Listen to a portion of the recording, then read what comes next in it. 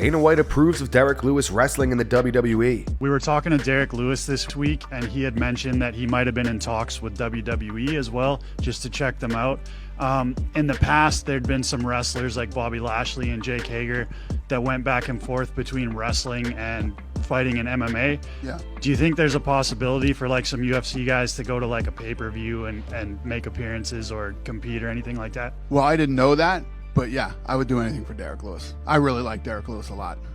So, and listen, some of the fighters who fight here, have always dreamed about doing a WWE match or whatever it is, and yeah, I don't have a problem with that. I mean, I didn't have a problem with that when Vince was consistently me for no reason, and now that that's not the case anymore, I obviously would absolutely do it. Yeah. That's what we're supposed to be doing in a few weeks, maybe going to Orlando and checking the facility out. Would you consider about just going to WWE and stopping here at the UFC? No, I wouldn't stop here at UFC, but yeah, I would like to dibble dab in the WWE. What's your costume gonna look like when you go to WWE? And what's your finisher gonna be?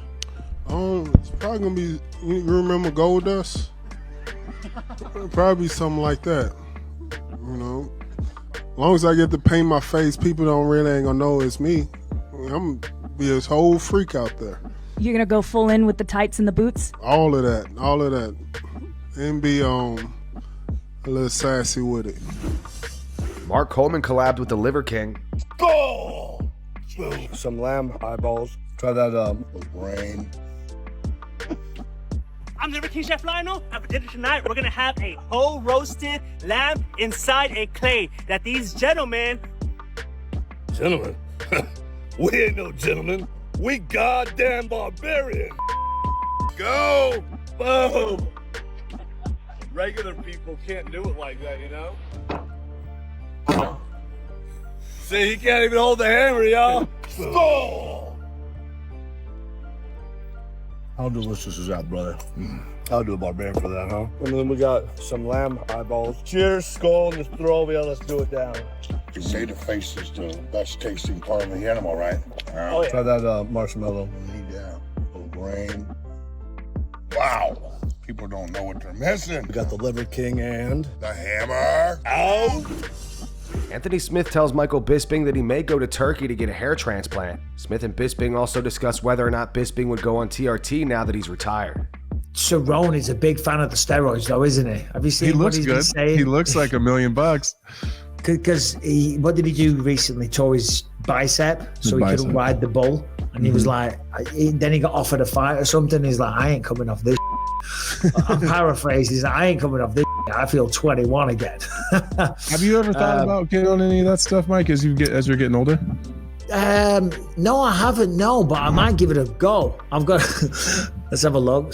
God, he does good. look thicker. Yeah, he does look good. He looks he looks 21 though. Yeah, he might need to get himself out to Turkey. You ever thought about that? I think he did. Yeah. I think I got a friend that said he'll go with me. The only thing that's held me back from going is I haven't wanted to go alone. So now you're going to Turkey. You're going to come back with a full head of hair. Yeah, I might.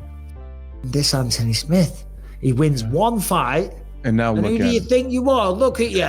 You know what I mean? Calling out Alex Pereira, growing a full head of hair. We're going to have to change the artwork on the podcast.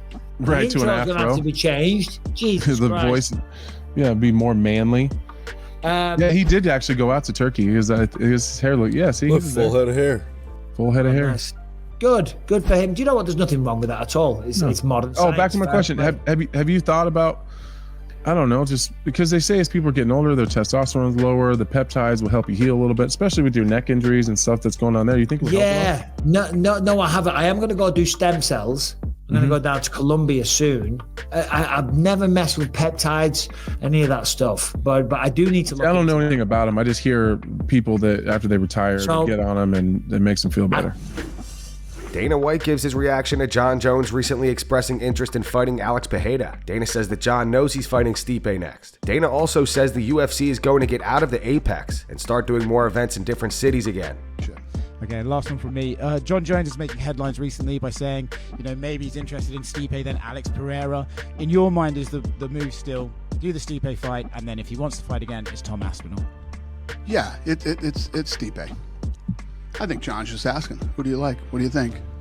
Kind of just feeling it out and seeing what people think. But he knows he's fighting Stipe.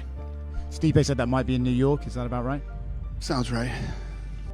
When you think about how we built this business, it was taking it out of, the big markets. Like when we first got into the fight business, everybody just went to Vegas, Atlantic City, sometimes New York, sometimes LA. That's the only place that really had fights, unless you had a local kid that would fight in some, we built this business taking this thing to every city all over the world.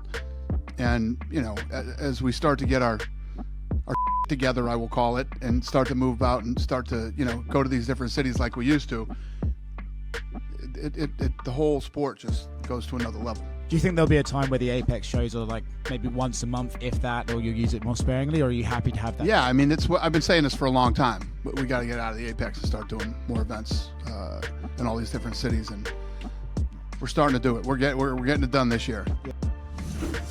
Colby Covington is no longer interested in fighting Ian Garry. In an interview with Submission Radio, Colby says that he wants legacy fights. He calls out Charles Oliveira. Colby said, "I don't know if that ship will come back around. No one cares about the kid. He's irrelevant. He doesn't have any high-profile wins, and he does nothing for my career. He's not serious about business, so the ship sailed, and I'll fight whoever I want to fight when I want to fight. I want legacy fights. I think a guy like Charles Oliveira makes sense. I'm the king of f***ing Brazil. Everybody knows that I run that f***ing country. All the women love me. All the men in Brazil want to be like me. So Charles Oliveira, if you really want to come up to welterweight and you want big fights, let's see if you are about it or if you're just talk. If you want to come up here and walk the walk, let's see. He's a bigger name than Ian Garry. That's a former champion, someone who's actually done something in this business, someone that's actually relevant. Is he going to defend his country, or is going to go into retirement knowing that Colby Covington is the owner of Brazil? He's a huge lightweight. It's not healthy, and it's not sustainable. We're probably exactly the same weight, so we're very comparable in size, but skill, no, that's where we're not comparable. I beat him everywhere. I'm a better jiu-jitsu artist than him. I'm a better striker. I'm just a better all-around mixed martial artist." And that's going to wrap it up for the news. Thanks for watching. For daily MMA news and content, subscribe to Full Mount MMA and click the bell icon to be notified when we post videos. Here are the 3 top comments from last video.